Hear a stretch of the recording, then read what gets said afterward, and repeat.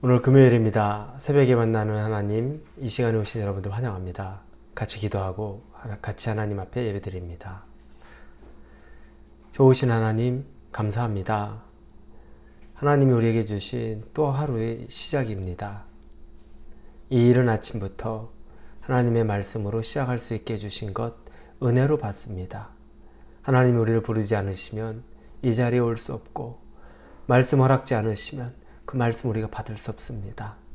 하나님이 깨워주시고 말씀의 자리로 인도하시고 그 순간에 그 시간에 하나님을 만날 기회를 주시니 이 기회 놓치지 않고 하나님과의 깊은 동행이 있는 시간 되도록 인도하여 주시옵소서.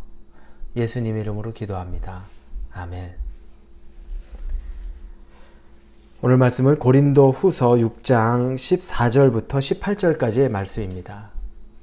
고린도서 6장 14절부터 18절입니다.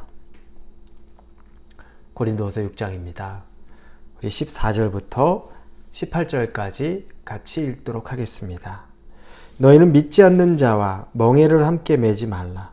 의와 불법이 어찌 함께하며 빛과 어둠이 어찌 사귀며 그리스도와 벨리알이 어찌 조화되며 믿는 자와 믿지 않는 자가 어찌 상관하며 하나님의 성전과 우상이 어찌 일치가 되리요. 우리는 살아계신 하나님의 성전이라. 이와 같이 하나님께서 이르시되 내가 그들 가운데 거하며 두루 행하여 나는 그들의 하나님이 되고 그들은 나의 백성이 되리라. 그러므로 너희는 그들 중에서 나와서 따로 있고 부정한 것을 만지지 말라. 내가 너희를 영접하여 너희에게 아버지가 되고 너희는 내게 자녀가 되리라. 전능하신 주의 말씀이니라 하셨느니라. 아멘. 믿는 자와 믿지 않는 자의 관계에 대해서 오늘 이야기합니다. 믿지 않는 자는 우리가 복음을 전해야 될 대상입니다. 그래서 누구보다도 가깝게 지내고 누구보다도 친밀하고 친근감 있게 지내야 되는 대상입니다. 그런데 오늘 말씀을 보면 조금은 당혹스럽습니다. 믿는 자가 믿지 않는 자와 같이 있지 말아야 될 것, 그것들을 이야기합니다. 여러분, 빛과 어둠에 대한 이야기는 자주 말씀을 드렸습니다. 공존할 수 없는 관계입니다. 아주 캄캄한 어둠 속에 빛이 드러나기 시작하면, 빛이 나타나면 어두움은 순간 사라집니다. 깜깜한 방 안에 불을 켜는 즉시 어두움은 사라지고 그 공간이 빛을 덮습니다. 그러나 반대로 낮에 해가 떠 있습니다. 그러나 그 해가 지는 순간에 어두움이 그 공간을 사로잡습니다. 우리가 있는 공간은 똑같습니다. 아침과 저녁, 시간이 다른 것뿐이지 공간은 똑같은데 햇볕이 있을 때는, 태양이 쬐일 때는 그 공간이 환한 낮, 빛이 있는 것이고, 이제 태양이 저물어 버리면 똑같은 공간에 어둠 남아있게 되는 것입니다. 같이 갈 수 없는 존재를 오늘 비유로 바울이 얘기하죠. 너희는 믿지 않는 자와 멍에를 함께 매지 말라. 의와 불법이 어찌 함께하며 빛과 어둠이 어찌 사귀며. 믿지 않는 자와는 멍에를 같이 매지 말라. 같이 나아가지 말라는 겁니다. 아까 제가 말씀드린 대로 믿지 않는 사람은 우리의 가장 중요한 복음의 대상이며 우리가 가장 가까이 둬야 될 사람입니다. 교회에서만 믿는 사람들과만의 친밀한 친교는 아무 의미가 없죠. 세상에 나와서 우리 주변에 복음 전해야 되는 사람과 더 가깝게 지내야 되는 것입니다. 예수님이 그걸 보여주셨죠. 예수님이 제자들과 당신을 따르는 사람들과만 있지 않았습니다. 두루두루 죄인을 찾으셨죠. 그리고 그들과 함께 있었습니다.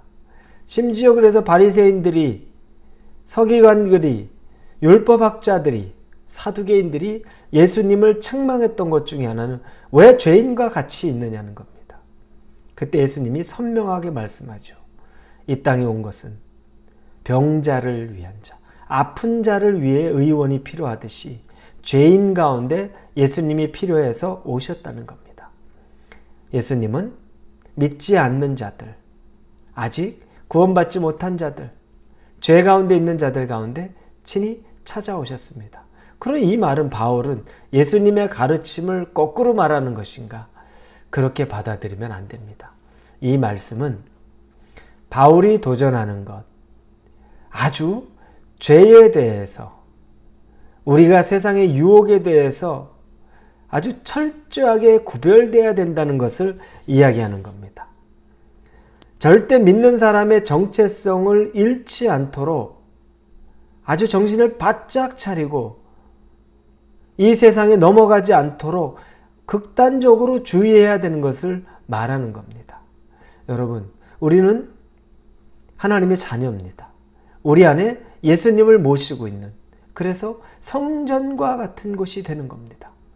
이것은 우상과 같이 있을 수 없다고 오늘 본문에서 말합니다. 즉 하나님의 백성이 세상의 우상과 세상의 죄와 같이 있을 수 없습니다. 하나님은 그것과 같이 있지 않기를 원하는 겁니다. 늘 그래서 우리가 깨어서 주의하고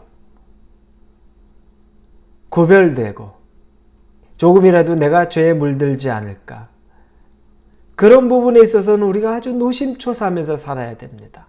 이게 죄인가? 이게 하나님이 기뻐하시지 않는 건가? 이걸 하면 하나님께서 기뻐하실 것인가? 여기에 관심을 갖고 절대 죄된 것에 나를 그곳에 넣지 말라는 의미입니다.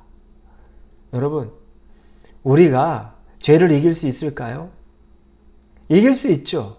성령으로 충만하면 이길 수 있는데, 그런데 여러분, 일부러 그렇게 해서 이기기 위해서 죄 가운데로 들어가시겠습니까? 그럴 필요가 없죠. 그 유혹 가운데 들어갈 이유가 없죠. 죄는, 악한 것은 보지도 말고 그것을 말하지도 말고 생각하지도 말라고 합니다. 왜냐하면 나도 모르게, 우리도 모르게 그 죄에 금방 넘어지기 때문입니다. 소돔과 고모라를 구원해내기 위해서 거기에 직접 들어가야 될까요? 어떤 때 하나님이 보내시면 들어가야죠.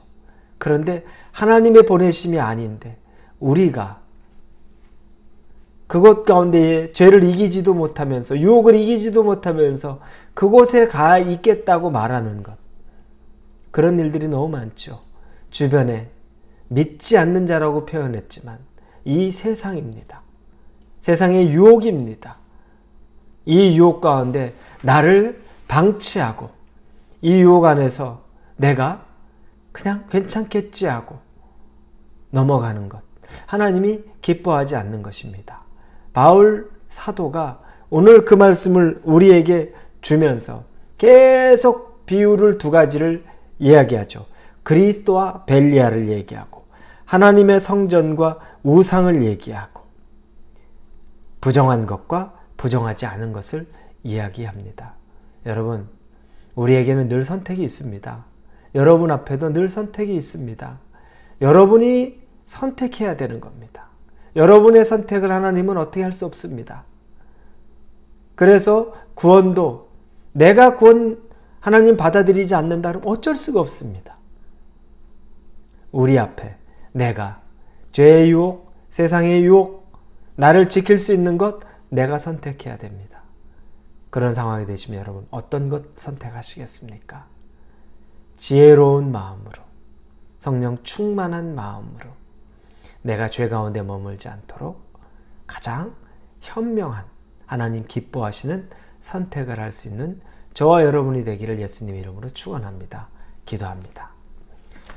하나님, 바울 사도를 통해서 믿지 않는 자와 멍에를 같이 매지 말라, 같이 있지 말라라고 말하는 것, 우리가 오해하고 믿지 않는 사람, 그 사람들 용납하지 않고 말도 안 하고 교제하지도 않는 것, 그것이 아니라 예수님과 같은 마음으로 긍휼의 마음이 있지만 철저하게 선과 악을 구별할 줄 알고 내가 넘어갈 것 같으면 그것 가운데 눈길도 주지 않는 그런 마음으로 살아가게 하여 주시옵소서. 우리가 연약합니다. 하나님께서 우리의 연약함을 아시오니 애초에 바라볼 것, 생각할 것 구별하게 하여 주시고 그 외의 것들은 마음으로도 생각으로도 눈으로도 마주치지 않도록 인도하여 주옵소서. 예수님의 이름으로 기도합니다. 아멘.